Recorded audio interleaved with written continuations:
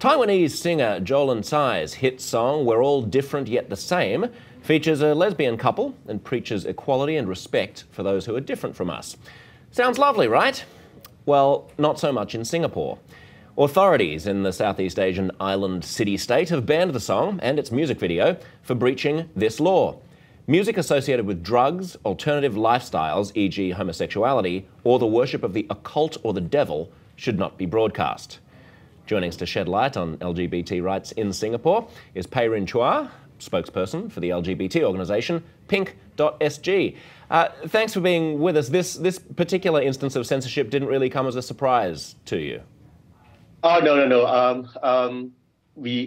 Things get censored in Singapore all the time. I mean, just last year we have another Taiwanese singer called Zhang Hui-mei, and her song Rainbow was also censored because of these guidelines. Yeah, what is the legal status of gays and lesbians in Singapore? Well, we have ridiculous laws, really archaic laws. We have Section 377A of the Penal Code that criminalizes all sexual acts in between two consenting male adults. So, but that law is not proactively enforced. But because it's there, it really propagates all sorts of discrimination, like the censorship laws. It's a bit odd, isn't it? Because Singapore is so full of people from all around the world. There are tons of expatriates from Britain and Australia and the UK, and it has a reasonable gay scene. It's not like there are regular crackdowns. It's not an intolerant place. Why do those laws still exist? Well, the government has been telling us that's because Singaporeans are really quite conservative. But if you've been in Singapore, you find it's not true because, and you were right. I mean, we have quite a vibrant gay scene. You can spot many gay people on the streets of Singapore. And ever since we started Pink Dot 7 years ago, more people have been coming out. We're bringing issues out to the open, and we're seeing more and more support over this past 7 years. And so just give us a sense of what it's actually like to be gay in Singapore, culturally. Well, okay, it's of course it's not easy coming out in Singapore because most families are conservative, but there is a change. There's a change happening right now, especially among the younger generation. They are more open-minded. They have been more exposed, and really being gay is not very taboo to them nowadays. We have more and more companies that are supporting diversity in the workplace, so it is easier to come out in some companies nowadays as well. And of course, we have laws that are against us, but the gay communities in Singapore is a very resilient bunch, and we are moving forward towards a more inclusive country, doing everything that we can. Is there a big rift between conservative ethnic Chinese Singaporeans and the I guess the modern side of Singapore in terms of their tolerance towards the gay community? Well, actually, the rift really comes from the very vocal religious right-wing religious factions. They are the ones that make a lot of noise.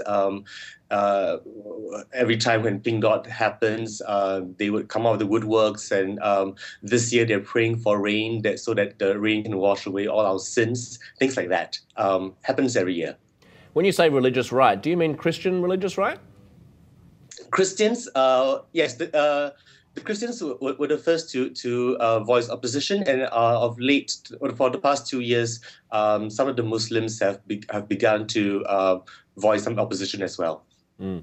Are there gay enclaves in Singapore where you can go out and it's predominantly same-sex couples?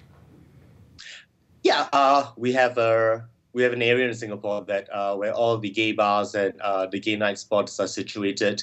It's called Tanjong Pagar in Chinatown. So yeah, so that's like the gay area in Singapore. So gay marriage is presumably a long way off in Singapore, but are there other rights which are more within grasp? What is the gay community fighting for there? We are fighting now for decriminalization. I mean, gay marriage is not even on our radar. We just want 377A, which criminalizes acts between men, to be repealed as soon as possible. And hopefully after that, then censorship laws can be relaxed. policies to help young gay youth can be implemented as well. Are those laws actually enforced, the anti-gay laws? Well, the Prime Minister promised verbally that it won't be proactively enforced, but it has been used once or twice ever since. And can you just give us a sense of if people visit Singapore, if there are gay and lesbian travellers, what should they do? What are the must-sees? Oh, okay. First, I mean, Singapore is really not as scary as it is made out to be. There is hardly any gay bashing in Singapore. People don't verbally scold you for being gay in Singapore, for even holding hands with your partner. It's all quite cool here. We come to Singapore. I mean, have Singapore food. Singapore food is really quite unique in its own way, with different cultures, all fused into a certain cuisine. If you're in Singapore during June the 13th, we'll be having our 7th Pink Dot in Hong Lim Park. And tell us about that. What is it? Well, Pink Dot is a movement that we started 7 years ago, where we get Singaporeans to come dressed in pink, to come to this place to form a human pink dot. And this human pink dot is supposed to represent Singapore society's acceptance of the LGBT community, and it comprises LGBT Singaporeans and straight allies. And when we first started 7 years ago, we had 2,500 people coming to form Pink Dot. Just last year, the number has increased to 26,000 people. So this is a sign that there is a trend that people are changing their attitudes and their mindsets towards the gay community.